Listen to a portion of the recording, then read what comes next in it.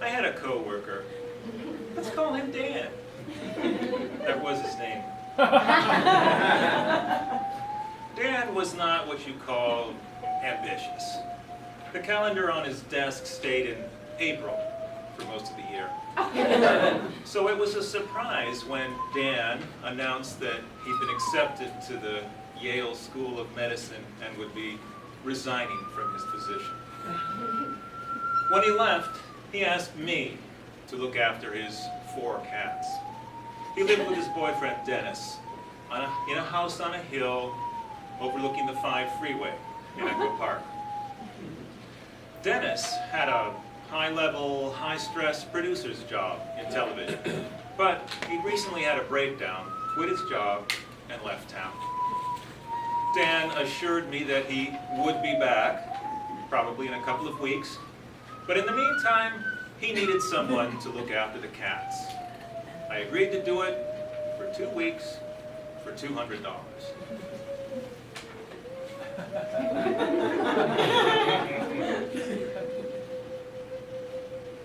The Saturday before Dan left, I went over to his house to learn the basics of cat sitting. We met on the street in front of what looked like a very nice house, until you got up close. There were 3 floors with a rotting deck on each level. As soon as we got in the gate, a huge puppy came out, attacked us, and peed all over the place, including my pants leg.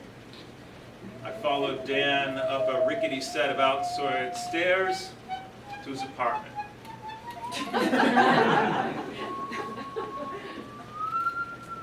Once we were inside, Dan tried unsuccessfully to introduce me to the 4 cats. I didn't even glimpse them all. To me, these seemed like feral cats who were being kept against their will. They were not allowed outside. Dan instructed me on their dietary requirements, the maintenance of the litter boxes, and use of the pooper scooper. That was the last time I saw Dan. I heard from him once more via a phone message saying that the outside steps, the ones that led from the 2nd level to the top where his apartment was, had collapsed, meaning that I would have to go through his neighbor's, the Neely's, house to get to his apartment. Don't worry, Dan said. The Neelys are really great people. They won't mind. So later, I went to take care of the cats, got inside the gate, and the Neely's puppy came out, attacked me, and peed all over the place. Again, on my pants leg. I went up and timidly knocked on the door. I wanted to walk. Just forget the whole thing. I'm not cut out for cat sitting. But I had made a commitment to the cats, and I'd already been paid. A man in a bathrobe answered the door. I told him who I was, that I was there to take care of Dan's cats until Dennis gets back. He said, "So?" I said, "Well, so I need to go through your house to get upstairs to Dan's apartment. The steps outside collapsed." Apparently Dan hadn't told him that the steps had collapsed and that I would be having to go through his apartment every day for the next 2 weeks.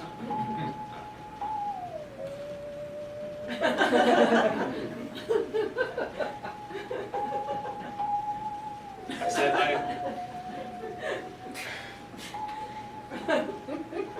We stood there in silence for a moment. Finally, he stepped aside and said, "Well, do what you think you need to. Dan moved out." So I walk in to a dark, cave-like room. There's fabric up over the windows. From the light of the TV, I can see a disheveled bed. with someone in it, mostly covered up. The TV featured what looked like naked, or nearly naked people, wrestling in slow motion. "Follow the hallway to the stairs," Mr. Neely called. These were good sound directions, I'm sure. But somehow I managed to get lost, finding myself in another bedroom with what seemed to be industrial cleaning equipment on the bed. Finally, when I found the stairs, opened the door, cats scattered in all directions, including, I feared, back through the door into the dark abyss of the Neely's house. Put out food, did the litter box thing, and looked for cats. After about 15 minutes, I gave up. I had seen two, felt the presence of the third, and about the fourth, had no idea. I decided that if a cat had gotten out through the door, then that cat could live with the Neelys on its own. Whatever. I had done what I could do. It was no longer my concern, and I left. I went back the next day, and the day after that, and so on. With the exception of getting lost, my experiences didn't vary much from day to day. I will not share the details of my toil with the litter boxes or the pooper scooper, but I will say that these 4 cats produced a staggering amount of bodily waste, making it necessary for me to make many trips back and forth through the Neely's house carrying bags of used cat litter. Mr. Neely was never exactly happy to see me, but he always let me in. He was never dressed. It was always the bathroom. And he was always watching the same thing on TV or video. Poorly lit, nearly naked people wrestling in slow motion. Okay, yes, porn. All signs point to porn. I tried not to look. I was invading their personal space. I just looked down and made my way through the room, which turned out to be their living room where the bed was. The 2 weeks came and went. There was no word from Dan, and no sign of Dennis. Supplies of cat food and cat litter were dwindling. One night when I showed up at the Neely's door with a bag of cat food on my shoulder, Mr. Neely's mild irritation at my presence became less mild. He said, he stood in his doorway in his bathrobe and berated me. He said, "Dan moved out. He went back east to go to school. Why do you persist in coming here day after day? Just think of him as dead. He's gone, and he's not coming back." I said, I know Dan left. He told me he was leaving.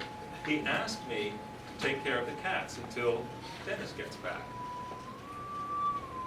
His expression suggested that he'd never met a more deluded simpleton than myself. So he explained it slowly. Dennis left. He's back east with Dan. They're together. Dan and Dennis moved out. They abandoned the apartment. They abandoned the cats. If I were you, I would let the cats free and move on. I said, "Can you hold on for a minute? I have to get a bag of kitty litter out of the car." When Mr. Neely was yelling at me, I saw something that I hadn't seen before. It was Mr. Neely's face on the screen. The videos, the naked people, it was him and his wife. They were watching videos of themselves. This is what they were doing every time I went there, which was every day for 2 weeks. Mostly at night, sometimes in the morning. How exciting could that possibly be?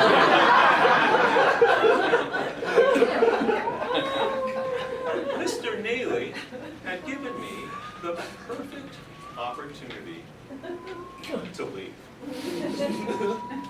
and not come back. I was sick of the whole cat-sitting thing, particularly the tyranny of the litter box and the Neely's puppy, not to mention the dark and troubling world of the Neelys. But I was not going to set the cats free or give them to the Humane Society. I had made a commitment to the cats. So I was going to keep going back indefinitely, or until Mr. Neely stopped opening the door. But that turned out to not be necessary, because something happened. One night I went there to take care of the cats. I got inside the gate, dodged the Neely's puppy, and saw that the steps leading from the second level to the top, where Dan's apartment was, they'd been replaced. There was even a railing. There was someone in Dan's apartment smoking a cigarette. Dennis. He'd come back. So Dan wasn't lying. Dennis came back just like Dan said he would. But if anyone asks if I'll take care of their cats for them, I tell them I would, but I'm allergic.